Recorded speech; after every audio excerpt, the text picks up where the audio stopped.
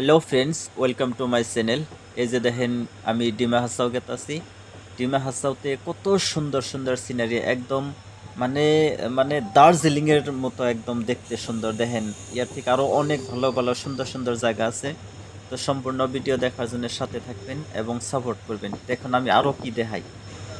ডিমা হাসাওরে যদি ধরেন মোটামুটি দার্জিলিং এর লগে মানে ভাবি যে এটা একটা সেকেন্ড দার্জিলিং, তাও ভুল হবো না। দেখেন মানে মানে কত যে ভালো লাগে, মানে ট্রেনে জার্নি করার মজাটাই আলাদা। ডিমা হাসাও ডিস্ট্রিক্টে দেখেন তো, ওই যে দেখতেছেন যে দূরে গাছ, অন্য সব মানে মাটির পাহাড়, এবং মাটির পাহাড়ে আপনার বেশিরভাগ আপনার বাঁশ, আর আপনার এই যে কিছু ছোট ছোট গাছ আছে, মানে মোটামুটি বাঁশই বেশি আর কি।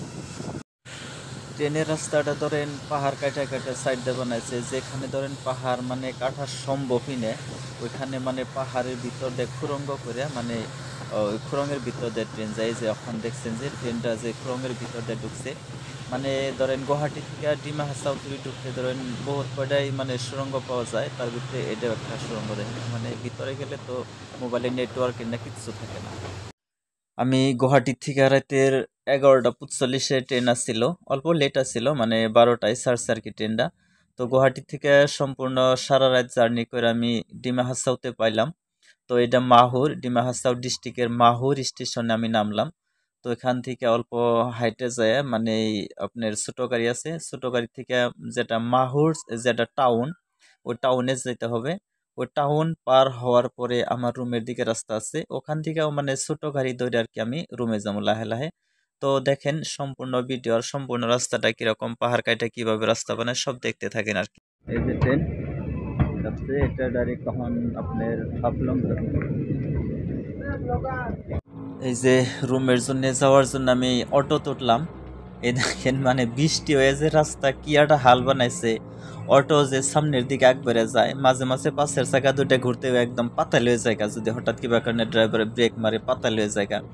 মানে তো মানে মাটি মানে আলতিয়া মাটি, তো সব মানে খুবই পিছলে, যার জন্য রাস্তা এরকম হয়েছে আর কি। আর অজস্র গাড়ি চলে এদিক দিয়ে, মানে এই রাস্তাটা মানে প্রচুর গাড়ি চলে। এটা 31 নম্বর রাষ্ট্রীয় ঘাইপথ, মানে পাহাড়ের সাইড দিয়ে কাটে কাটে এমন করে বানাইছে। ওই দেখেন দূরের সাইড দিয়ে বাড়িও আছে। আর রাস্তাটা তো মানে যাওয়া রাতে সারা রাত বৃষ্টি হয়েছে, তো যার জন্য রাস্তাটা এরকম আর কি অবস্থা।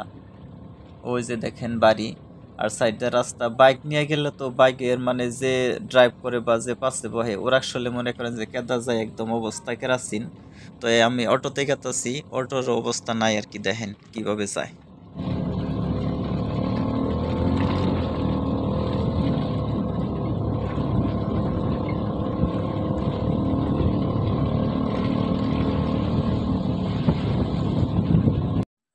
আমি অটোতে থেকে নামলাম, অটোতে থেকে নামে অল্প হয়ে যে কিছু দূর মানে হাইটে যাওয়া লাগে। দেখেন মানে এরকম ভাব হয় যে এনে মানে গভীর অরণ্য ডাট, কিন্তু এখান দিয়ে মানুষ মানে চলাচল করে কম, মানে কেবল এই বস্তির মানুষগুলো এখান দিয়ে চলাচল করে, যার জন্য রাস্তাটা একদম খুবই জঙ্গলপূর্ণ রাস্তা। এ দেখেন আমি ব্যাক ক্যামেরা অন করে যদি পাশের দৃশ্যটা আপনাকে দেখাই তো কিরকম দেখা যায়। দেখেন এটা হলো পাশের মানে ব্যাক ক্যামেরা অন করে আমি যে তলে থেকে জুপুরমি আসলাম, ওটা তল সাইডটা মানে দেখেন কত সুন্দর দেখা যায়, মনে হয় দার্জিলিং আছি আমি। আর এমনি পাহাড় গুনে সব মানে মাটির পাহাড়, তো যার জন্য প্রচুর গাছগাছালি হয়। ওই যে দেখছেন যে মহিলা দুইটা, ওইটা মানে পাহাড়ে ক্ষেত করে, তোরা জুম ক্ষেত বলে কয়। ওই জুম ক্ষেত থেকে মানে সবজি টবজি নিয়ে আর কি উপরের দিকে নিজের খাওয়ার জন্য আর কি বাড়িতে নিয়ে যায়। দেখেন কত মানে রাস্তাটা আর কি সব মানে খুবই অরণ্য রাস্তা। পাহাড় বয়ে ওঠা খুবই কষ্টকর একটা কাম, মানে আমি একদম হরণ হয়ে গেছি গা। তো ভিডিও দেখলেন, দৃশ্য দেখলেন, যদি ভিডিও ভালো লাগে তো লাইক করবেন, কমেন্ট করবেন, শেয়ার করবেন, এবং আমার গল্প সাপোর্ট করবেন অল্প, যাতে আমি ভবিষ্যৎ অল্প আগবাড়ে যাবার পারি। তো থ্যাংক ইউ সো মাচ।